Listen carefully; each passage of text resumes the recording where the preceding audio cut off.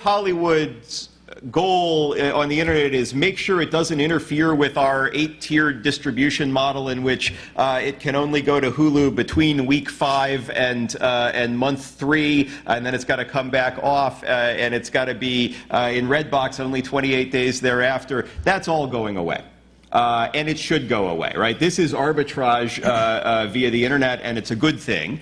And, you know, there's a piracy problem out there, and you know we need to think about intelligently how to solve that problem. But the way to solve that problem, I think, is not a bunch of new laws. We've got a bunch of copyright laws already, right? Adding SOPA and PIPA is not the way to solve that problem. The way to what Hollywood needs is not a new law. What Hollywood needs is a business model that takes advantage of the digital world. And the music industry is starting to get there, right? They spent a dozen years ago, their goal was stop the digital transition, no music in digital format. They fought and lost that battle for a while. And then they started to kind of make it, figure out ways to make money in this digital world, in part because we allow lots of people to have lots more access to things they never would have seen because they were only released in the UK. The video industry is not there yet, in part because for them the piracy problem is more recent as bandwidth has increased.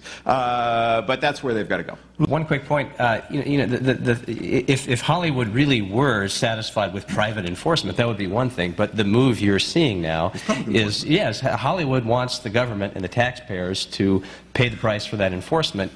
And that's especially ironic when the windowing is actually helping drive the piracy problem, because if firms are not responding to demand by giving users what they want at a price they're willing to pay, a fair price, then the piracy is only going to get worse because you can't get it legally.